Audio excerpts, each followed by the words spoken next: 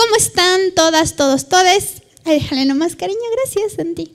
A ver, hoy día vamos a tener nuestra última clase teórica y nuestra última clase teórica hoy está enfocada en cómo hacer investigación, ¿sí?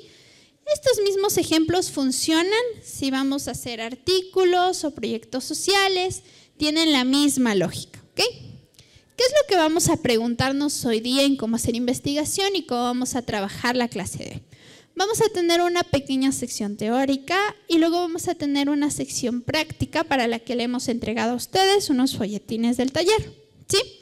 Ahora, para empezar me gustaría preguntarles, ¿cómo creen que se hace investigación? ¿Cómo piensan que hacemos investigación?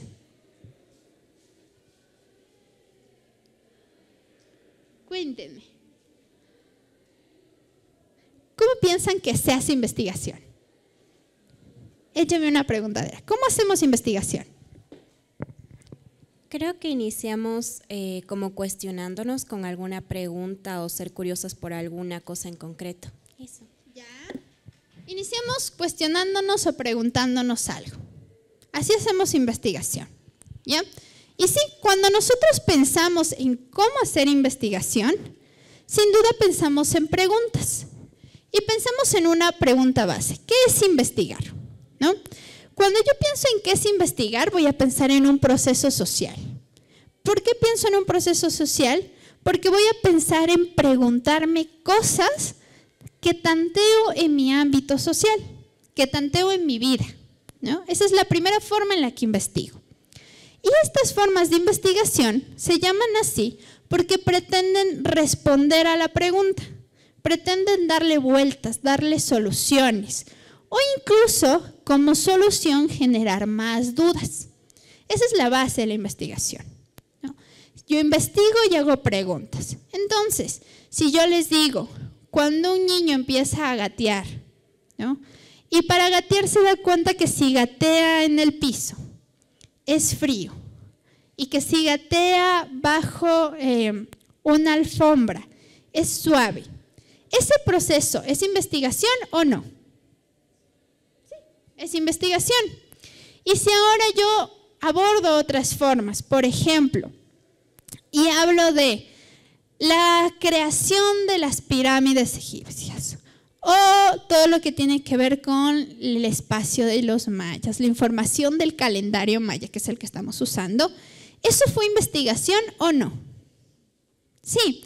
¿Y cuándo creen que se empezó a dividir entonces estos conocimientos diarios, como el de la abuelita que nos dice que el agüita de romero funciona para esto, la manzanilla, el orégano cuando nos sentimos mal? De esta lógica de pensar que la investigación es solamente la que se hace en academia. ¿Cuándo creen que se dividió esto?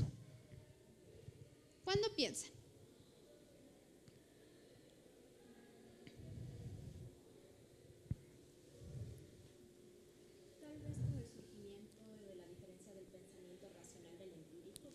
Muy bien. ¿Cuándo se da esta diferencia? Cuando empezamos a dividir el pensamiento racional del pensamiento empírico. ¿Y por qué esto es importante en base? Porque si pensamos que hay una diferencia entre la praxis diaria y el razonamiento, aquello que decimos que es racional, también va a ser la base de distintas formas de disminuir la investigación y el conocimiento. Por ejemplo, si yo pienso que en un aula de clase el docente es quien tiene el pensamiento crítico y científico, pensaré que mi pensamiento, que es el praxis, el que se está acercando a la teoría, no es investigación, no es una pregunta que pueda formular. Si, por ejemplo, yo pienso que las vivencias de las mujeres en cárcel son menos que las del investigador que se acerca a preguntarles, entonces lo que estoy provocando es una diferencia de lo empírico, lo práctico, de lo teórico o racional. ¿Por qué también es debatible? Porque esta división es también la que justificó procesos como los procesos de la colonia, ¿no? Los indios, las personas afro, las personas negras, fueron consideradas personas no racionales. Por lo tanto, como no son racionales y están envidadas a la praxis y al empirismo, necesitan modernizarse. Y para modernizar vamos a generar conocimiento. Vamos a generar conocimiento ¿cómo? Quitemos territorios porque vamos a crear grandes ciudades. Para esa comunidad, ese territorio era un territorio de base de religión, o era parte de una comuna, o era parte de un agua. Ahora pensemos en esa misma lógica, pero con mujeres. ¿Qué se decía? Que las mujeres no pueden hacer investigación porque estamos asignadas a la praxis. Esa praxis convierte a las mujeres en seres poco racionales, y al ser pocos seres racionales, no estábamos apoyados en la educación. ¿Por qué hablamos de todo esto para hablar de qué es investigar? Porque el hacerse preguntas también significa hacerse preguntas con una base, y es una base de estructura social. ¿Sí? Si yo me pregunto cómo funcionará el interruptor remoto de la luz, no solamente estoy hablando del interruptor, de cómo funciona la luz, sino que puedo hacer más profunda esa pregunta. Por ejemplo, ¿de dónde viene la luz? ¿Esta luz es del Estado o no es del Estado? ¿La estoy pagando o no la estoy pagando? Es decir, toda pregunta, para hacer una pregunta de investigación, tiene que ser profunda en cuanto a su análisis de la estructura. Y para eso vamos a tomar en cuenta las siguientes 3 categorías. Cuando nosotros hacemos una pregunta de investigación, tomamos en cuenta, queramos o no, la epistemología. La epistemología es un término utilizado para hablar de las teorías del conocimiento. Es decir, ¿bajo qué lógicas del conocimiento quiero hablar? Voy a hablar desde la praxis, entonces hablaré del empirismo. Voy a hablar sobre la razón científica, es decir, que una idea solamente puede ser comprobada y cuando ha sido comprobada es racional, entonces hablaré desde el racionalismo. Voy a hablar desde la estructura, es decir, que todo proceso tiene un orden estructural, que A corresponde a B y luego a C, entonces hablaré de estructuralismo. Voy a hablar de la experiencia, pero desde lo subjetivo, es decir, que yo soy un ser subjetivo, que el lenguaje es una construcción, entonces voy a hablar desde lo posmoderno. ¿Sí? ¿Por qué es importante que tengamos en cuenta esto? Porque es la base sobre cómo voy a hablar del sujeto, al sujeto cómo lo pienso conocer. Por ejemplo, si yo utilizo una base muy racional y determinista, miraré a los sujetos como objetos de estudio. Algo así como lo que hace la ciencia. ¿Se acuerdan cuando la profesora Andrea les mostraba la fotografía de las mujeres indígenas que eran tomadas fotografías para estudio? Las estaban viendo como objetos. Porque recordemos que su lógica era pensar desde la idea racionalizada y determinista que no eran sujetos. ¿Sí? Por eso es importante mirar con qué lógica epistémica voy a hablar. Ojo, eso no significa que los que estemos aquí vamos a conocer todas las epistemologías. No significa que mañana la Majo me va a decir esta reflexión teórica de dónde viene, es racionalista, es postmoderna, es postestructuralista. No, significa que voy a hablar de las bases de esa forma de diálogo. Ya vamos a ver cuáles son. Ahora, una vez que he elegido cómo voy a hablar del sujeto, también tengo que tomar en cuenta la metodología. ¿Quiénes de ustedes han recibido metodologías de la investigación o investigación en cualquier parte? ¿Quiénes? 1, 2, nadie más. Ya, 3. En todas las clases de metodología de la investigación siempre se matan diciéndonos que la metodología es la forma en la que me voy a acercar a la investigación, la forma en la que me digan qué instrumentos voy a usar. Para entender más fácil la metodología, pensemos en la metodología como el procedimiento que me acercará a esa teoría. Entonces, si yo voy a utilizar una teoría que prefiere la experiencia o que se basa en la experiencia, mi metodología tendrá que ser de la misma manera, porque solo así voy a poder aplicar y encontrar la experiencia en los instrumentos. Ya vamos a mirar cómo. Y finalmente, el método. El método son todos los instrumentos, las técnicas que yo levanto para que mi metodología pueda ser recabada, es decir, para recolectar información. ¿Sí? Pensemos en esto como un triángulo.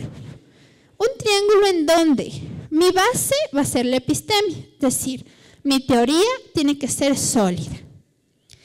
Porque después, si mi teoría no es sólida, quizás la información que recopile no responda a mi teoría. Por ejemplo, digamos que voy a utilizar una teoría en la cual no es importante la experiencia del sujeto. No es importante. Pero cuando levanto mi metodología hice muchas entrevistas. Y todas estas entrevistas son de lo que quiere el sujeto. Pongamos un ejemplo. Voy a hablar del trabajo, ¿no? Y para mí el trabajo va a ser un objeto. Entonces voy a proponer hablar del trabajo de manera numérica, cuántas personas acceden al trabajo, si ha subido o no la tasa de empleo o desempleo. Pero cuando me acerco a la metodología, lo que voy a levantar son entrevistas. Y la gente no me va a decir la tasa de desempleo es esta, sino que me va a contar si es que yo tenía un empleo, era bien pagado, era mal pagado, trabajé por horas, luego me despidieron. Entonces, la información que recopilé, ¿puede ayudarle o no a mi teoría? ¿Le va a ayudar o no? Si en este caso es cuantitativa, no. No, porque yo estaba buscando otro tipo de información. Y la información que me están dando es experiencial. Pero lo que yo quería era números, ¿no? Entonces no enclava. Por eso es importante que entendamos estas diferencias. Y para entender eso, vamos a entender nuestra primera gran cosa. La epistemia. La epistemología son corrientes de pensamiento, como las que hemos mencionado. El empirismo, el racionalismo, el postestructuralismo, el constructivismo, es decir, hay muchísimas. Pero todas estas dialogan sobre tres cosas. ¿Desde dónde quiero hablar? Es decir, voy a hablar desde la razón científica, desde la experiencia, desde la construcción lingüística. ¿Qué me interesa? Me interesa lo social, me interesa el lenguaje, me interesa la imagen. ¿Desde dónde quiero hablar? Luego, ¿sobre qué quiero hablar? Sobre ese lenguaje, sobre esa imagen. Ya vimos que todo es como una construcción grande sobre qué quiero conversar. Entonces, quiero conversar, si hablo del trabajo, de mujeres en el trabajo, quiero conversar de Estado y trabajo, quiero conversar de educación y trabajo, ¿de qué quiero conversar? Y luego, ¿con quiénes quiero hablar? Mi enfoque va a ser preguntarme cosas con el Estado o con la gente, con los estudiantes o con los trabajadores. Esa es la base para elegir mi epistemia y es de lo que dialogarán cualquiera de las corrientes. Algunas corrientes entonces responderán de esta manera. Si yo fuera el empirismo, hola, Majo es el empirismo, yo diría ¿desde dónde quiero hablar? Quiero hablar desde la experiencia, porque para mí la base es la experiencia. Ahora me preguntaré sobre qué quiero hablar. Quiero hablar sobre cómo la gente adquiere experiencias, cómo adquiere emociones, ¿no? Y ahora, ¿con quiénes quiero hablar? Quiero hablar con las personas que adquieren esa emoción. Pongamos un ejemplo otra vez. Pensemos de nuevo en el trabajo.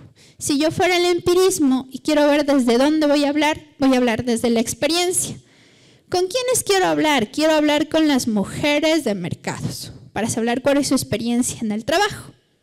Entonces ya sé desde dónde y con quiénes y sobre qué quiero hablar. Las mujeres en el mercado van a tener una multitud de experiencias alrededor del trabajo, porque el trabajo es muy grande.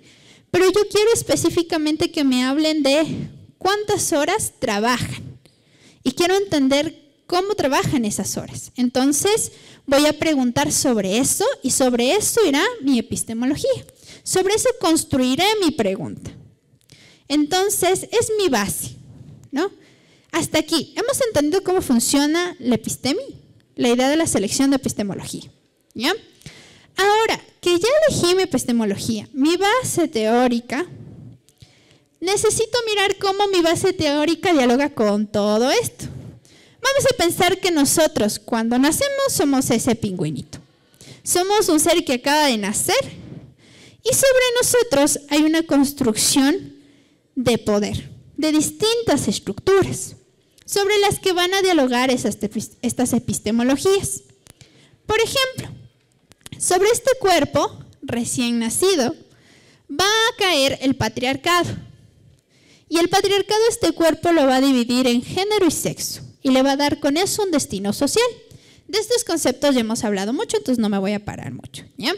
Pero digamos que este primer cuerpo lo empieza a atravesar eso. Y digamos que este cuerpo entonces se construye como un cuerpo de sexo mujer y que el género tiene que ser asignado a lo femenino, que en esa misma lógica tiene que ser un cuerpo heterosexual, ¿sí? Ya. Poco después también se relaciona o llega con ella el colonialismo. Digamos que somos corporalidades que viven en América Latina y soy una mujer mestiza. Entonces, ¿cómo transito el racismo? Mi mamá es indígena, mi papá no. ¿Transito o no el racismo? ¿Hablaré o no el idioma quichua? ¿Mi mamá tendrá o no trabajo? ¿Yo lograré haber acabado la educación superior o no? En las calles, ¿cómo viviré el acoso? Digamos que tengo una prima que es afro. ¿Vivo yo el mismo nivel de acoso que ella? ¿O cómo se diferencia ese nivel de acoso? Es decir, los cuerpos empiezan a transitarse con más cosas. Digamos que poco después este cuerpo recién nacido, recién construido en el ámbito social, también le atraviesan cosas como el capitalismo. Y el capitalismo va a dividir en este cuerpo la adquisición del poder. El poder adquisitivo, el trabajo. ¿Trabajo o tengo dinero?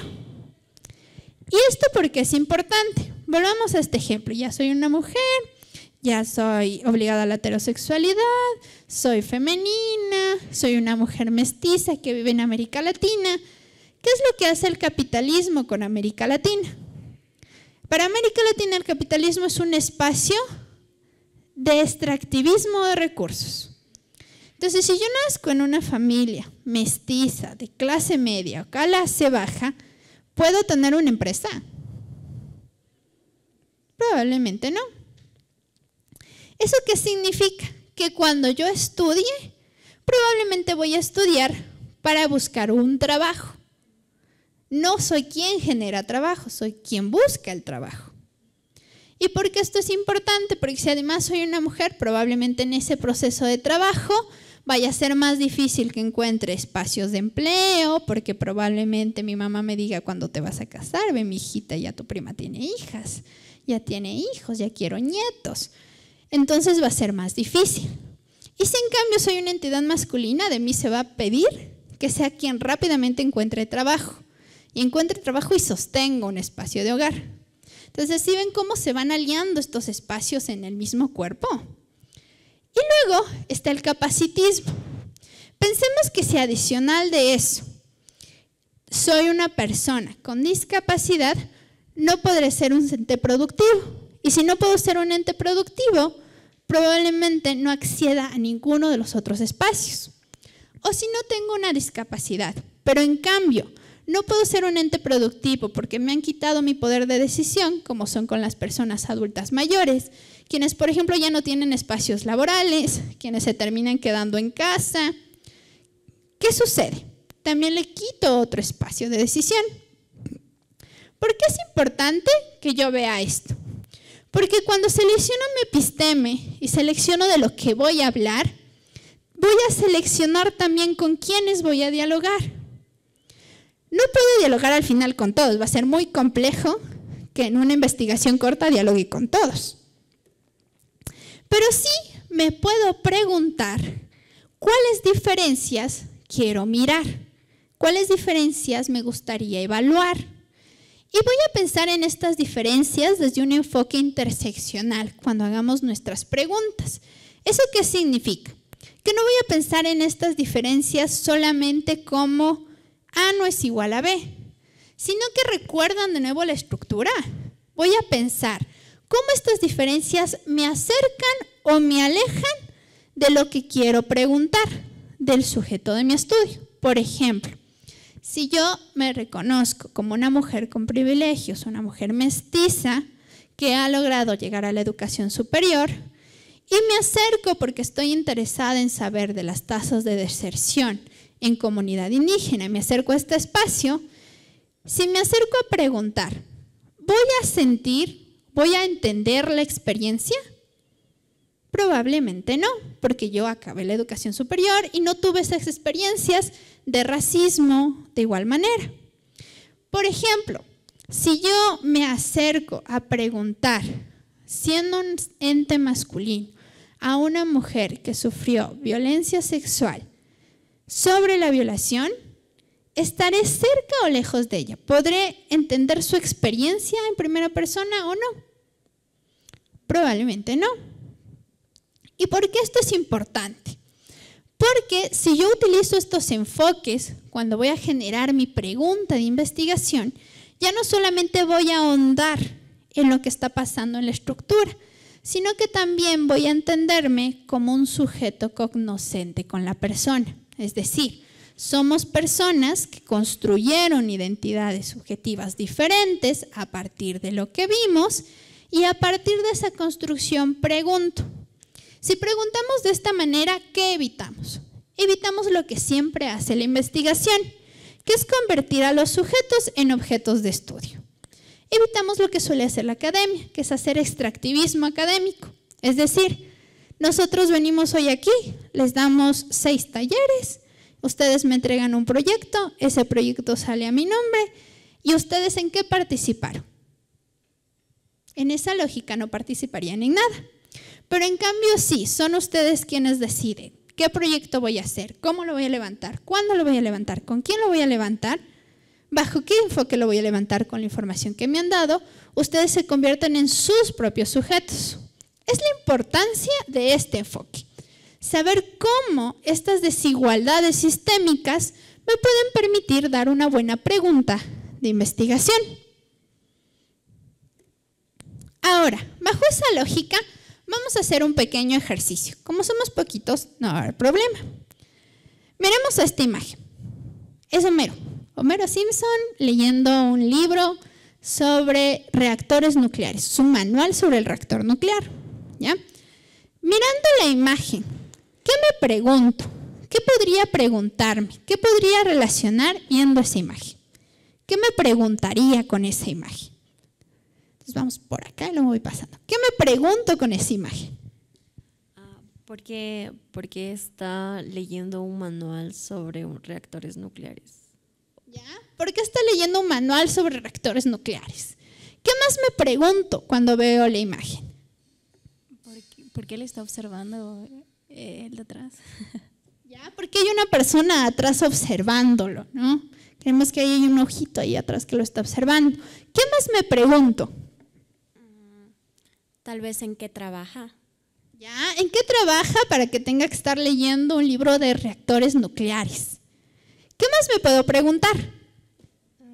Que también si vemos es un manual y estarlo leyendo en el trabajo es como algo que ya deberías saber, entonces ¿por qué está haciendo eso? Ya, me estoy preguntando por qué alguien que supuestamente ya trabaja en un reactor nuclear está leyendo un manual sobre un reactor nuclear, ¿no?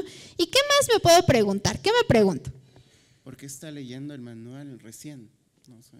¿Ya? ¿Por qué está leyendo recién? Empezó recién a trabajar, ya lleva full tiempo trabajando. ¿Por qué es importante estas preguntas? Porque quizás pueda ahondar más en esas preguntas, porque estas son las primeras preguntas que me dio curiosidad. ¿Cómo ahondarían más en la pregunta que acaban de hacer? ¿Qué les gustaría ahondar más? Pensemos un poco en lo que hemos hecho. ¿Cómo ahondo más? Tal vez a mí desde mi formación me gustaría saber los riesgos psicosociales del trabajo en el que él se encuentra. Ya, a mí me gustaría saber los riesgos psicosociales de trabajar en un reactor nuclear. ¿Ya? ¿Cómo ahondo más en las preguntas que hice? ¿Alguien más? ¿Cómo ahondaría más en la pregunta que hice? Tal vez podría ser viendo el entorno en el que se encuentra y así buscar más o menos el por qué. Ya mirando el entorno en el que se encuentra para saber exactamente por qué. ¿Será un problema de talento humano que no socializó el manual cuando empezaron a trabajar? ¿Habrá habido una actualización? Tal vez la energía nuclear es la fuente de economía de Springfield. Empiezo a desglosar más profundo. Ese desglose profundo es el ejercicio de investigación social que van a hacer. ¿Por qué? Porque investigar sí es preguntarse. Pero recuerdan que hablábamos de preguntarse sobre cómo funcionan, se entrelazan estas estructuras. Entonces, si yo me pregunto sobre los efectos psicosociales que tienen el trabajo, probablemente esté pensando en cuál es su relación con su familia. Si pienso en su familia, tal vez esté pensando en su relación con el patriarcado. Si pienso en los trabajos psicosociales, también esté pensando en el capital, porque quizás es una persona empleada. Es una persona que se educó para eso o no se educó para eso. Estoy relacionando, interrelacionando sistemas y esa profundidad es la que crean las investigaciones sociales. Ahora, tengamos otra imagen. Esta es la tasa de homicidios que ha pasado en el mes de enero desde 2010 hasta el 2025, ¿no? Si pueden ver, estamos en la tasa más alta, hay 600 en el corte. Si yo veo esta imagen, que es una imagen, es diferente. Recuerden, la otra era una imagen más cual. Es una persona con descripción, esta es más cuanti. ¿Qué le pregunto a esta data? ¿Qué me gustaría preguntar? ¿Qué puedo relacionar? ¿Qué me gustaría preguntar? Vamos a empezar por acá. ¿Cuántos hombres y cuántas mujeres han muerto? Diría yo para... Ya, a mí me gustaría desglosar para saber cuántos hombres y cuántas mujeres son parte de esa data. ¿Sí? ¿Qué más preguntaría? ¿Por qué hay tanta variación en los años? Porque va de bajo, pequeño, más alto y hay mucha variación. Ya, me gustaría preguntar, ¿qué pasó entre el 2015 y 2019 que la tasa fue menor y del 2021 acá que la tasa se alzó tanto? ¿Qué hubo? ¿Qué hecho social pasó? ¿Qué política se modificó? ¿Qué más preguntaría? Tal vez en comparación justo de los años más bajos al más alto, ¿cuál fue la inversión social y tal vez cuál fue la inversión en seguridad? Ya, me gustaría preguntar si tal vez la inversión estatal en seguridad o la inversión estatal en los temas sociales tuvo algo que ver con ese cambio. ¿Qué más me gustaría preguntarle a esta data? La edad de los homicidios, ¿cuál es la más alta? Ya, me gustaría preguntarle la edad, es decir, cuántas niñas, cuántos niños, si son jóvenes, si son adultos mayores. ¿Y qué más le pregunto? Me gustaría saber cuáles son los factores que incidieron para el aumento de las cifras en los últimos años y cuáles son los factores que de los otros años, ¿no? Me gustaría saber cuáles factores o qué causas fueron las que motivaron el aumento o la disminución de estos. Ya, muy bien. Y si en cambio ahora, bajo su misma lógica, yo me pregunto sobre los factores que hicieron que aumentara o disminuyera la tasa, ¿hablaré de capital o no hablaré de capital? ¿Sí? ¿Hablaré de violencia o no? Y si hablo de violencia y como nos decía Emi, quiero hablar de hombres y mujeres, ¿tendré que hablar con patriarcado o no? Sí. Y si en cambio, como os decía antes, Lisa, queremos hablar sobre niñez, adolescencia, adultos mayores, saber cuál es la edad, ¿tendré que hablar sobre capacitismo o no? ¿Sobre poder de decisión y tutelaje o no? Justamente esa es la lógica, ¿no? Tanto si elijo una epistemia que va a hablar desde lo cualitativo como desde lo cuantitativo, voy a terminar dialogando con las estructuras de poder y los problemas sociales con los que se centran. Y para ese diálogo, una vez que ya he decidido todo, me voy a preguntar, bueno, ¿y ahora qué hago? Ya vi que hay un problema, ya definí mi pregunta, ya sé qué quiero preguntar. Ahora la cosa es saber a qué le voy a dar peso. ¿Y cómo sé a qué le voy a dar peso? Primero voy a averiguar qué tengo, ¿no? ¿Tengo información estadística que me puede ayudar o no? ¿Tengo entrevistas, gente, lugares a los que me gustaría visitar o no? O si tengo ambas cosas. Alguna vez que ya sé qué cosas tengo, elijo. Metodologías cualitativas, que son aquellas a que les voy a dar paso o peso a la experiencia, al in situ, a la persona, a cómo lo ha vivido, a cómo miro el lugar, incluyendo el lenguaje. Desde el periodismo, lo cualitativo es qué palabras estoy usando, qué palabras no estoy usando, cómo se mira una imagen, ¿sí? Ahora, si le voy a dar más peso a lo numérico, estoy hablando de lo cuanti. Y para eso voy a hablar entonces de qué datos tengo, en qué porcentaje estoy hablando. ¿Estoy hablando de levantar una muestra de 500 personas? ¿Sí o no? ¿Estoy hablando de hacer 6 encuestas o no? Y si en cambio yo me doy cuenta que para poder hablar de este tema debo usar las dos cosas, utilizo una metodología mixta. Es decir, voy a usar tanto números como experiencias para argumentar y responder mi pregunta. Y funcionará algo así. Respondiendo al cómo, ¿no? Por ejemplo, este es uno solo, hay un montón de instrumentos, pero este es uno solo, pero nos sirve para ambas. Si yo hago encuestas, coloco preguntas de carácter abierto o cerrado. Si coloco preguntas abiertas, la información que tengo de ahí, ¿es cualitativa o cuantitativa? Pregunta de examen. Si yo hago una pregunta abierta, digamos tengo una encuesta que es sobre desnutrición infantil y yo les pregunto a las madres, ¿cómo prepara el desayuno? En una encuesta. Es una pregunta abierta que pueden responder. Esa información que recibiré, ¿es cuali o cuanti? Es cualitativa, porque no es un número, lo estoy codificando después. Pero en cambio, si en vez de preguntarle a esa mujer cómo prepara la comida, a esa madre, le pregunto, ¿usted prepara la comida siguiendo las siguientes acciones? Seleccione o marque con la X. A, lavar las frutas. B, cortar las frutas. C, colocar las frutas en un bote. O D, comprar las frutas en la esquina cortadas. La información que sacaré de allí, ¿es cualitativa o cuantitativa? Es cuantitativa. No le estoy dando paso a la selección. Ella selecciona lo que yo le estoy entregando como una variable. ¿Qué es lo que va a diferenciar estas? Que en la cualitativa yo sí puedo tener una variable anterior, que sea mi idea, pero se va a construir al finalizar. Allí la voy a mirar. Por ejemplo, digamos que yo hice las entrevistas sobre desnutrición infantil con las mamás para hablar de sus experiencias. Y yo pensé que la desnutrición infantil iba a estar asignada a la falta de tiempo de las mamás de cocinar bien los alimentos. Pero en cambio, cuando hablo con las mamás, me doy cuenta que lo que tiene que ver es el alza del precio en el mercado de los productos, como las verduras y las frutas.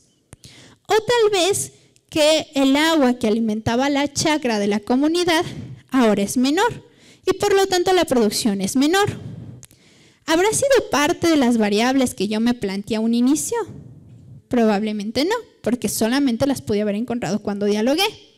Pero en cambio en lo cuantitativo, si yo tenía y le presento como variables estas, compró la comida fuera de casa, no tiene dinero para comprar la comida, hay problemas en la comunidad, ya determiné las variables, ¿tiene oportunidad esa persona de aumentar alguna variable o no? No, ya las he definido. Esa es la diferencia macro que debemos pensar cuando elegimos metodologías o si queremos hacerlas mixtas. En las cuantitativas puedo cruzar la información que ya levanto. No puedo generar nueva información. Y en la cualitativa voy a poder profundizar en cosas que no pensé que iban a ser parte de mi estudio, porque hablarán directamente de la persona y su relación. ¿Sí? Ahora, si ya selecciono estas técnicas y veo cómo van a funcionar, vamos a hacer un ejemplo. Hagamos este ejemplo. Este ejemplo es sobre trabajo. Es la data que entrega el INEC. Lo primero que nos dice es el INEC que hay 12 millones de horas de trabajo no remunerado en el hogar. 12 millones de horas de trabajo no remunerado. En 2017, que fue la última data que levantaron, ¿no? Y que de esas 12 mil millones de horas, el 76,8% de estas horas es ejecutado por mujeres. ¿Qué puedo levantar con esa información? ¿Qué levantaría con esa información? Eligiendo qué método. Un método cualitativo, cuantitativo. ¿Qué me gustaría levantar con esa información que me entrega el INEC? ¿Qué levantaría? ¿Podría ser, por ejemplo, la edad de esas mujeres que están trabajando, o sea, la edad de ese 76,8%? Ya, me gustaría levantar de esa data la edad del 76,8% de mujeres, ¿en qué edad están? Son mujeres en edad productiva, como lo diría el INIC, son mujeres en adolescencia, son mujeres adultas mayores. Me gustaría levantar esa data.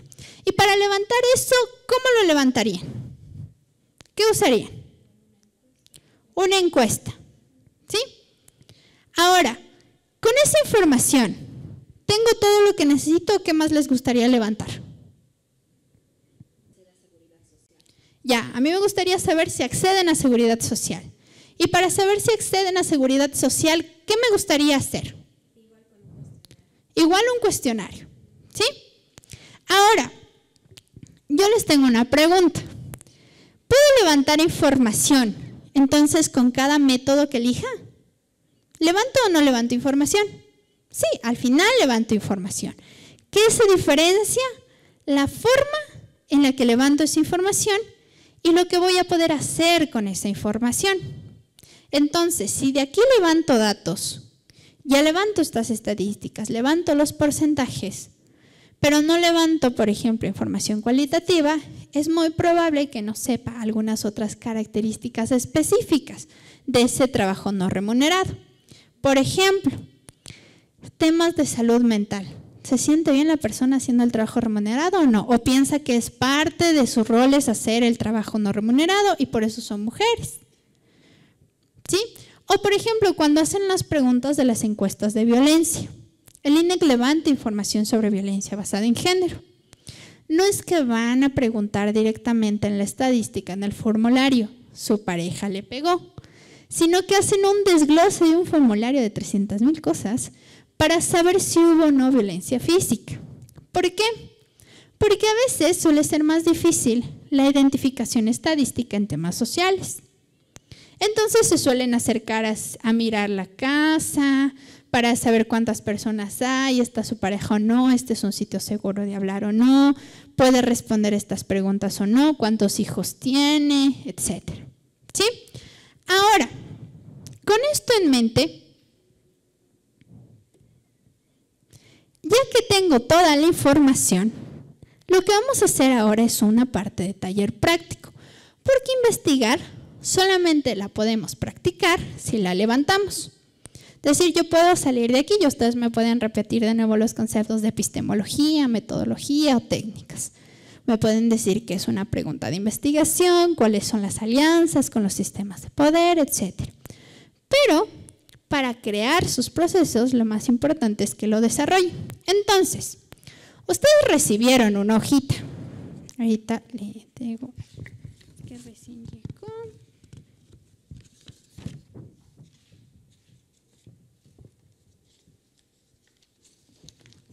Recibieron ya estas hojitas, ¿no es cierto? Este es nuestro primer taller. ¿Y qué es lo que vamos a hacer en lo que resta de hora? Bueno, casi de 30 minutos para que puedan salir para sus exámenes, ¿va? ¿Qué es lo que vamos a hacer? En nuestra hojita tenemos una guía que nos dice que imaginemos que vamos a ser investigadores sociales en un cuento y que tenemos que entrar en el contexto de ese cuento. Ustedes pueden seleccionar el cuento que quieran, menos el cuento que ya está aquí, ¿ya? Una vez que seleccionen su cuento, ¿qué van a hacer? Me voy a presentar y me voy a preguntar como investigador o investigadora, ¿qué elementos de ese cuento pueden darme cuenta de algo social? ¿Qué elementos de ese cuento quisiera preguntar? En el análisis de ese cuento, ¿qué quiero preguntarme? ¿Qué me pregunto como una persona que habita en ese cuento? ¿Ya? Soy parte de ese cuento. Y una vez que lo mire, voy a definir esa pregunta de investigación. ¿Qué vamos a hacer hoy? Vamos a pensar rápidamente, porque después van a tener que hacer esto como más fino en su tarita, pero hoy día lo vamos a avanzar. Voy a pensar en ese cuento. Por ejemplo, el ejemplito que tienen ustedes es el ejemplo de Blancanieves y los 7 enanitos. Entonces yo me pregunto lo siguiente. En el contexto, en el mundo del cuento de Blancanieves y los 7 enanitos, me pregunto sobre amor o explotación. Y me pregunto sobre la economía doméstica y el cuidado del reino de las nieves, ¿no? Y me planteo, Blancanieves y los 7 enanitos para entender la explotación y el trabajo. Por un lado voy a observar si los 7 enanitos, como obreros mineros, tienen trabajo asalariado o no. Es decir, cuánto ganan, tienen seguro, no tienen seguro, cómo se trabajará la minería en el Reino de las Nieves. Y por otro lado, voy a observar la mano de obra no remunerada de Blancanieves, en el caso de las mujeres dedicadas a la economía del cuidado. ¿Cuántas horas tendrá que trabajar Blancanieves si tiene que sostener el hogar de 7 enanos? ¿Cuánta comida tendrá que realizar? ¿Cuántas camas tiene que limpiar? ¿Cuánto tiempo tendría que invertir? Entonces ven que estoy lanzando una lluvia de ideas sobre el mundo de las nieves y cómo en ese contexto voy encontrando problemáticas sociales. Y una vez que tenga esa problemática social, haya desglosado esto en una lluvia de ideas, voy a finalizar con mi pregunta de investigación, que en este caso será ¿cómo se reproduce la explotación a través del trabajo doméstico en el Reino de las Nieves? Esta es su tarea. Pero ¿qué vamos a hacer hoy? Hoy vamos a seleccionar el cuento y vamos a hacer la lluvia de ideas sobre ese cuento. ¿Qué cosas hay en ese cuento que quiere explorar? Por ejemplo, selecciono Aladino. Y en Aladino me gustaría explorar qué pasa con la clase social, qué pasa con la pobreza en el reino de Aladino. ¿Las mujeres pueden o no pueden heredar en Aladino? Sí pueden heredar. ¿Qué pasa con los genios? ¿Los genios pueden ser utilizados para el poder militar o no? ¿Habrá peleas de guerras en los reinos por el poder militar de un genio? Todas esas preguntas las van a desglosar y luego las vamos a presentar aquí. ¿Sí? Entonces, ¿estamos entendiendo lo que vamos a hacer ahorita? ¿Sí o no? ¿Sí?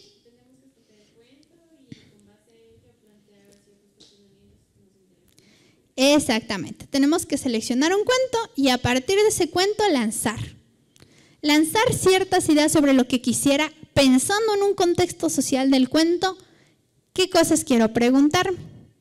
¿Sí? ¿Bien? ¿Sí? Ya. Entonces vamos a trabajar en eso en estos 20 minutos que tenemos y luego vamos a exponer acá qué es lo que avanzamos. ¿Ok?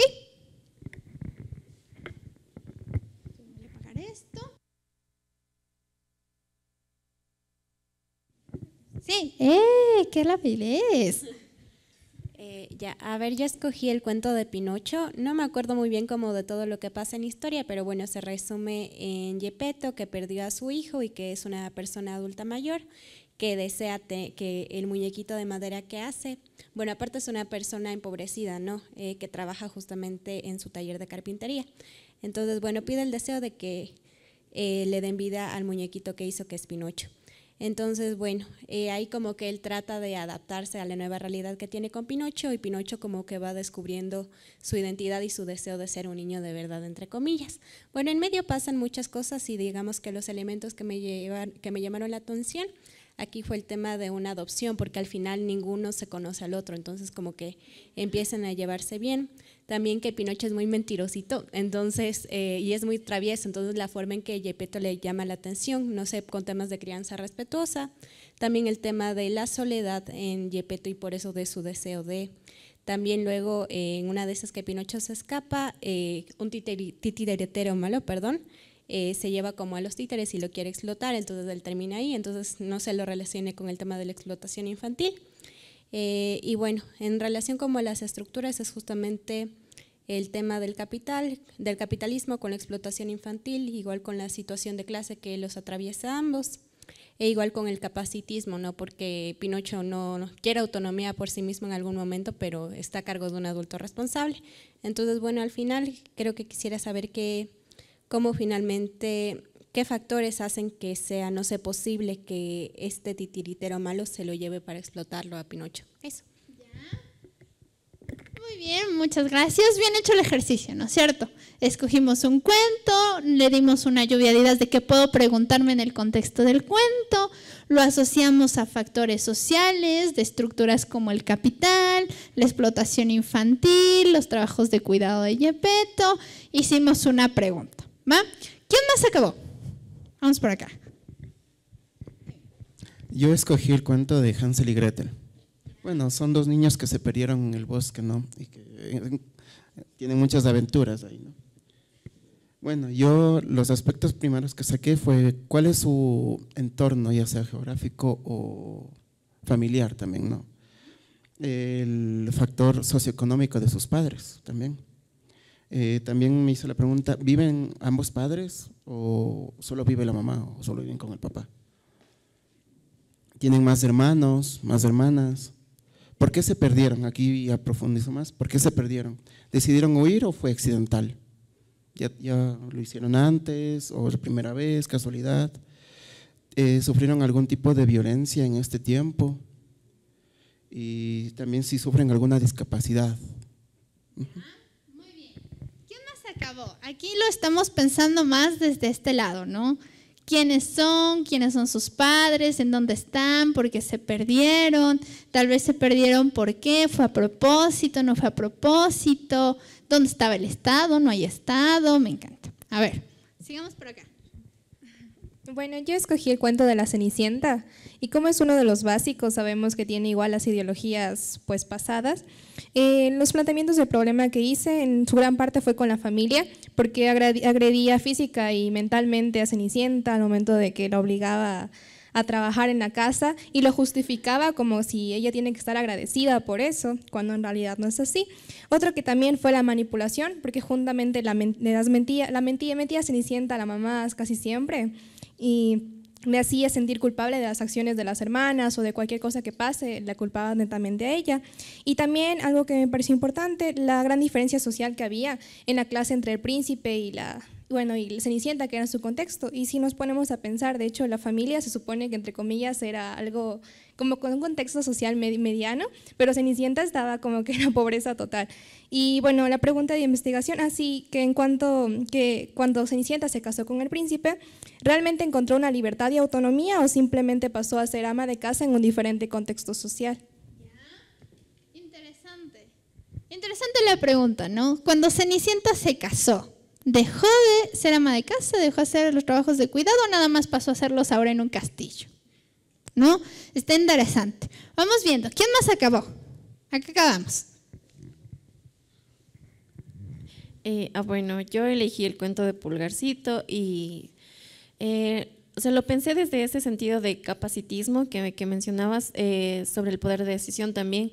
Y bueno, partiendo de eso, me preguntaba cómo lo consideraban en la época, si al ser muy pequeñito, pues tenía autonomía para decidir o si tal vez lo consideraban como que algún fenómeno, alguna persona enferma o con discapacidad, si tenía atención médica, si tal vez recibía algún beneficio por parte del Estado como una acción afirmativa, o si tal vez tenía los mismos derechos, o si también, por ejemplo, cuando ya crecía, supuestamente, pero él seguía siendo pequeño, pues él trabajaba, pero sí en ese sentido de discapacidad, pues tenía los mismos beneficios, ese tipo de cosas.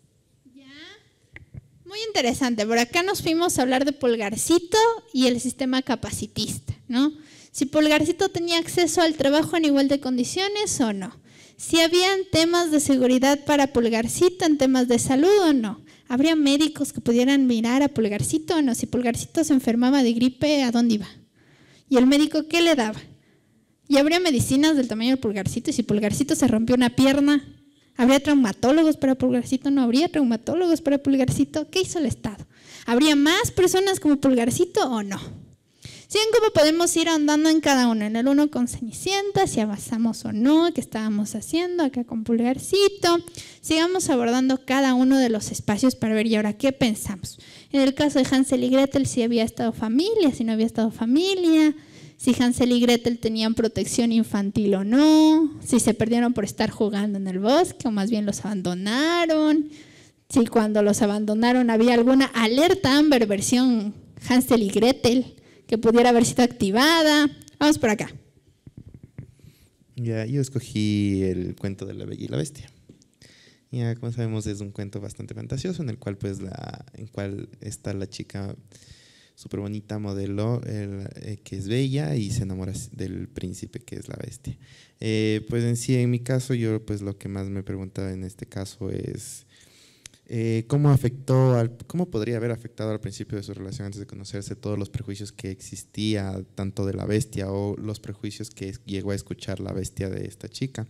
Si es que, ¿cuál era la situación en que se encontraba la bestia, ya sea de su estado de ánimo, cómo se sentía por haber sido exiliado por su egoísmo mismo? Eso. ¿Por qué nos pensamos sobre salud mental, no? ¿Qué estaba pasando con la bestia y su salud mental? ¿Se sentía bien con él? ¿No se sentía bien con él? Tal vez el pasar encerrado de manera en forma de bestia todo el día lo volvió paranoico, quizás tiene doble personalidad. Y si es así, ¿cómo tratas la doble personalidad en una bestia? ¿Habrá psicólogos con una especialización en doble personalidad para personajes de cuentos de hadas o no? ¿Y qué pasaba con Cenicienta? ¿Qué pasaba con la Bella, no? Que era el epítome de una mujer inteligente y bella cuando se encuentra con él. ¿Cuáles eran sus percepciones del romance y del amor? ¿Serían los de la época? ¿No serían los de la época?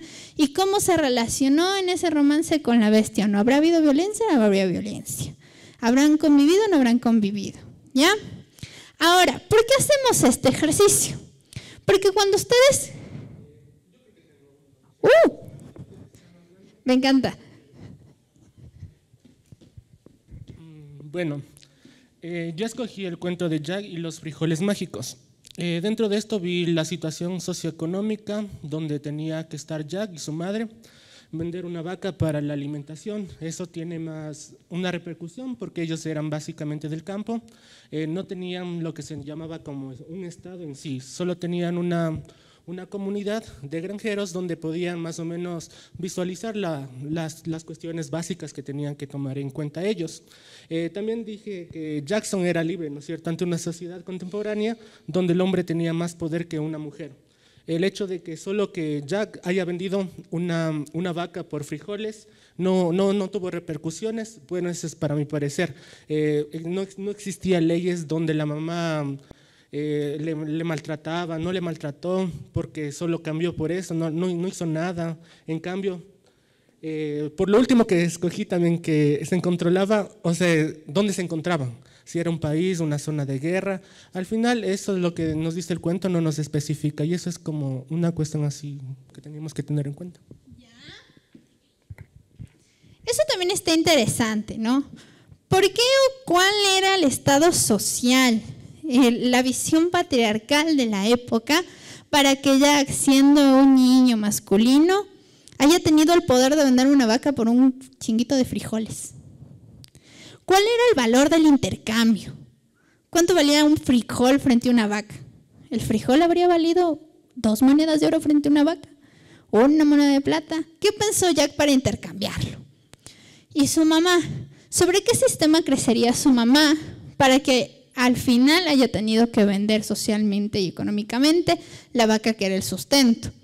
Como nos dice el compañero, ¿habrá había estado o no habrá había estado? Si no había estado, entonces, ¿quién se encargaba de los temas de bienestar? Era la comunidad, y si era la comunidad, ¿cómo se organizaba esa comunidad? ¿Se organizaban entregando bienes entre ellos o no? ¿Y Jack, era libre o no era libre? ¿Quién cuidaba de Jack? ¿Qué pasó con Jack cuando subió qué pasó todo ese tiempo cuando Jack subió arriba con los gigantes? ¿Alguien se preocupó por Jack? ¿Se preocuparían dónde estaría Jack? ¿Estaría bien la mamá? Porque Jack se quedó sin alimentos. ¿Sí? ¿Por qué hacemos este ejercicio? Porque lo que estamos haciendo es preguntar socialmente sobre algo, y cuando preguntamos socialmente sobre algo y levantamos la información, al final lo que hacemos es esto, es triangular. ¿Y qué es triangular? Es dialogar con la teoría de la epistemia que ya conocimos, que seleccionamos desde donde hablamos, para hablar con nuestra metodología. Es decir, ¿qué encontré con mis hallazgos? ¿Qué levanté? ¿Qué tengo? ¿Qué no tengo? Y voy a dialogar con ellos. Pero ¿cómo es este diálogo? Este diálogo no puede ser versión, es que el capitalismo dice como concepto que el trabajo es la producción de un bien. Y mi data me dice que en el Ecuador hay 60% de desempleo. Entonces yo concluyo que las personas no tienen acceso a bienes de producción. No puede ser ese tipo nada más de diálogo. Tiene que ser un diálogo donde me pregunte cosas como las que acabamos de hacer. Entonces me pregunto, ¿pero por qué no tienen acceso a esa producción o a ese bien? ¿Dónde está ese bien que no es acceso? ¿Quién tiene acceso a ese bien? Y ese porcentaje de empleo que yo acabo de encontrar en mis hallazgos, ¿es un empleo digno o no? ¿Reciben un salario básico o no? ¿Pueden alimentarse con eso o no? Volviendo a nuestras preguntas. Entonces, si me pregunto esto sobre Cenicienta, entonces mi teoría epistémica a través de los feminismos y el postestructuralismo será saber si Cenicienta o no sigue siendo trabajos no remunerados del hogar, pero ahora en un palacio. Voy y le pregunto a Cenicienta. Entonces digamos que voy a entrevistarle a Cenicienta. Voy al palacio, me reciben y le pregunto a Cenicienta. Le hago una entrevista. Ese es su ejercicio por si acaso. Le hago una entrevista y le pregunto a Cenicienta y le digo, ¿cómo ocupas las horas de tu día? Porque probablemente si le pregunto a Cenicienta, ¿haces trabajo no remunerado? Cenicienta no sepa qué es trabajo no remunerado. Entonces tal vez necesite preguntarle a Cenicienta, ¿cómo es tu día diario? Entonces Cenicienta me va a decir, ay, en la mañana me despierto junto a mi príncipe, todos estamos bien felices, y el desayuno nos lo trae Andrés, o Sebastián, que es el nombre de cualquier mayordomo en los animes. Sebastián viene y me da el desayuno, desayunamos como entre eso de las 10 de la mañana. De ahí me voy, trato de hacer algo de limpieza del lugar, me voy a la biblioteca, limpio un poco, al mediodía me preparo para el almuerzo, voy a supervisar lo que han hecho los cocineros porque sé que a mi príncipe le encantan, no sé, las tortillitas. Entonces voy a supervisar que haya bien tortillas. O me dio un antojo de pastel de chocolate y quiero decir que me den un pastel de chocolate. Y mientras tanto quiero hacerme un vestido. Así que me subo a mi cuarto, hablo con mis amigos los ratones y empiezo a coser un vestido hasta las 2 de la tarde. A las 2 de la tarde me bajo, como el almuerzo con mi príncipe, a veces viene, a veces no, tal vez estamos en guerra y por eso no viene, está resolviendo cosas del Estado. Me voy a visitar a mi madrastra, no la voy a visitar. ¿Qué hace Cenicienta en la tarde? Entonces digamos que ya, Cenicienta me cuenta toda la historia que hace en la tarde. Con esa información, ya estoy hablando de metodología, la levanté. ¿Qué hallazgos tengo? Cenicienta, ¿hace más horas de trabajo no remunerado o no? ¿Quiénes hacen esas horas? Si Cenicienta me cuenta que la persona que arregla la cama, que cocina, que prepara el desayuno, es el mayordomo Sebastián, ¿Cenicienta estará haciendo trabajo remunerado o no? No estará haciendo esas horas. Pero ¿qué tal si Cenicienta en cambio me cuenta otra cosa? Y me dice como, es que estoy muy acostumbrada por todos los trabajos que siento que le debo algo al príncipe. Entonces yo siempre me levanto a hacer las cosas. Entonces me levanto temprano, voy al jardín, cultivo nuestros propios alimentos, me levanto a prepararle la comida, ayudo a los meseros. ¿Estará haciendo trabajo remunerado o no? Ahí sí está haciendo trabajo no remunerado. Entonces todo dependerá de lo que levante. Y una vez esa información, ese hallazgo, entonces lo dialogo para responder con mi pregunta. Entonces si Cenicienta me responde esto, entonces yo voy a pensar en ese mundo si mi respuesta es sí o no. Cenicienta, si sigue haciendo las mismas labores, ¿estará haciendo ahora trabajo no remunerado pero en un hogar distinto, ahora más de clase alta o no? Sí, y lo voy justificando. ¿Qué es la definición de trabajo remunerado? Horas de trabajo que no son asalariadas, es decir, que no reciben una remuneración. Cenicienta no recibe una remuneración por estas horas. Ha comentado que en su día al diario se levanta a las 8 de la mañana y culmina la jornada a las 10 de la noche, de las cuales, según la entrevista, 7 horas pasa en temas de limpieza y cocina, 5 horas pasa en temas de costura y 2 horas pasa para su cuidado personal. Entonces, si ven que el diálogo de la triangulación es distinto a decir como Cenicienta no hace trabajo remunerado, Cenicienta sí hace trabajo remunerado. Diálogo entre mi epistemi, cuáles eran mis bases, y empiezo a decir, Esto puede basarse, según el patriarcado, en que hay una definición sobre roles y estereotipos, donde lo femenino está asignado al trabajo del hogar, y vuelvo a dialogar con mi episteme. Y luego vuelvo a reafirmar esto y digo como Cenicienta en su entrevista menciona que, y le cito a Cenicienta. Cenicienta dice como, es que mi mamá era muy buena en las labores del hogar y me enseñó a hacer esto. Y yo aprendí y así aprendió también, y mi madrastra también me dijo que tengo que hacerlo así. Entonces digo, el proceso es un proceso de aprendizaje. Entonces, ¿ven cómo voy enlazando este triángulo? Es lo que encuentro del mundo al que le pregunto y con la episteme con la que converso. ¿Estamos entendidos hasta ahí? ¿Sí? Entonces, ¿por qué esto es importante? Porque ahora que ustedes van a hacer su trabajo de esta semana, recuerden que el siguiente miércoles, es decir, mañana no nos vemos. ¿Por qué no nos vemos? Pongan esa cara, me encanta verles, pero ¿por qué no nos vemos? Porque ustedes van a tener que plantearme una lógica de investigación con lo que hicieron ahora y su cuento. ¿Cuál es el planteamiento? La primera parte ya la tienen, ¿no? Que es mirar qué cuento, qué contextos sociales van en ese cuento, mi justificación del problema y mi pregunta de investigación. La segunda es la que van a desarrollar la siguiente semana. Eso no significa que la Majo no va a existir. Eso significa que mañana la Majo no va a existir. Eso significa que mañana, si yo tengo dudas, le escribo a la Majo y la Majo me dice, de tal a tal hora estoy aquí, puedes subir, o mándame y te puedo dar retroalimentación, porque ¿qué es lo que va a venir? Va a venir su triangulación. Ustedes me van a contar qué metodología usaron para responder a su pregunta. Entonces, me voy a inventar de nuevo. Para responder a las preguntas sobre el contexto socioeconómico de la familia de Hansel y Gretel, entonces voy a explicar y voy a levantar una encuesta socioeconómica a la familia de Hansel y Gretel, donde me voy a enfocar en cuáles son la adquisición económica de la familia, si trabajan los dos padres, si no trabajan los dos padres, cuántas habitaciones tiene la casa, si tienen agua, luz, etcétera, ¿no?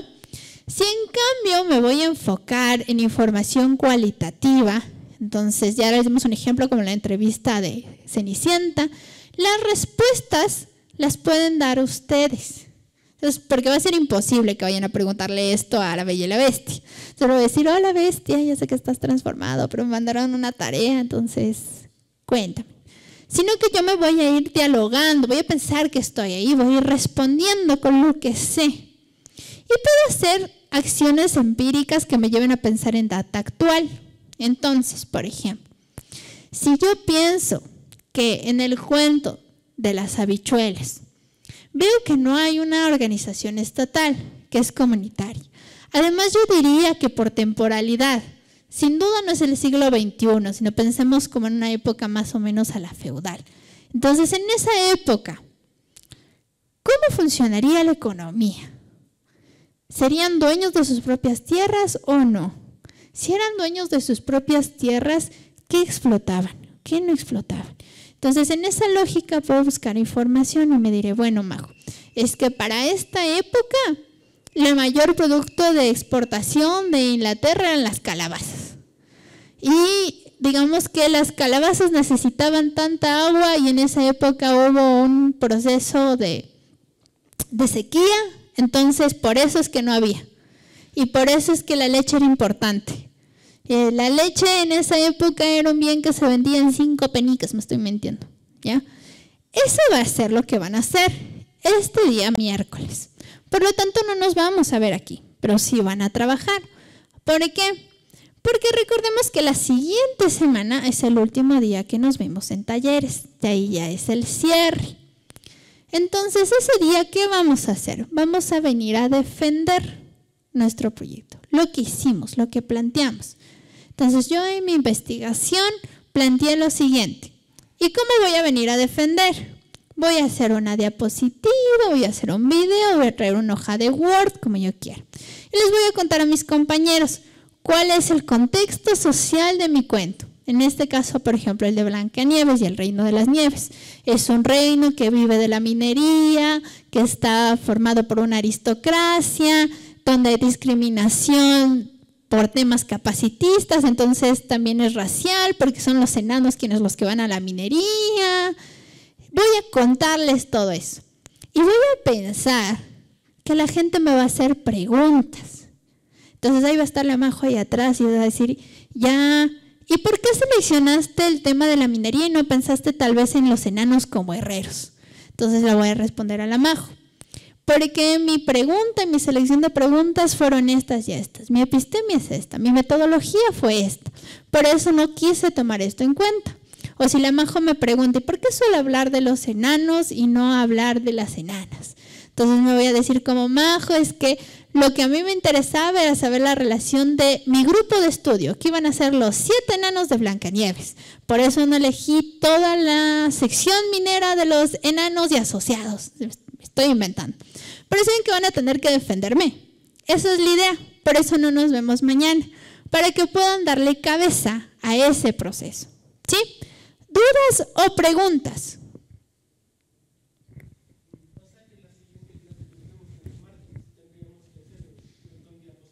Exacto. La siguiente clase que nos vemos, que es el martes, quien va a estar aquí al frente son ustedes. Y lo que van a hacer es justamente eso. Eso. Van a defenderme eso. Entonces me van a presentar, esta es mi pregunta de investigación, este es mi cuento, mi contexto social, esto es lo que me pregunté y esta es la conclusión a la que llegué, ¿no? Y aquí mis compañeros, y si no mis compañeros, la Majo, me va a preguntar este montón de cosas raras de cuentos de hadas para llegar a preguntarme. ¿Por qué? Porque después de esa clase, ustedes ya van a tener que formular su proyecto final. Eso significa que voy a encontrar un formato que me va a dar la Majo la siguiente semana, en donde voy a ir llenando estas cosas. Pero ¿cómo voy a ir resolviéndolas con esto? Entonces, digamos que ya lo asiento a lo social. Voy a mirar un problema en la facultad. El problema en mi facultad, o lo puedo hacer en parejas también, el problema en mi facultad es el siguiente. No hay un espacio para el trabajo estudiantil. No tengo un espacio físico. Entonces, si no tengo un espacio físico, quiero generar ¿qué? Espacios verdes, quiero pedirle al decano un lugar. ¿Cómo le pido al decano? ¿Cómo le demuestro que esto es un conflicto? Entonces, ¿me tengo que responder a eso? Por eso hacemos este ejercicio. ¿Sí? Bien. ¿Dudas o preguntas?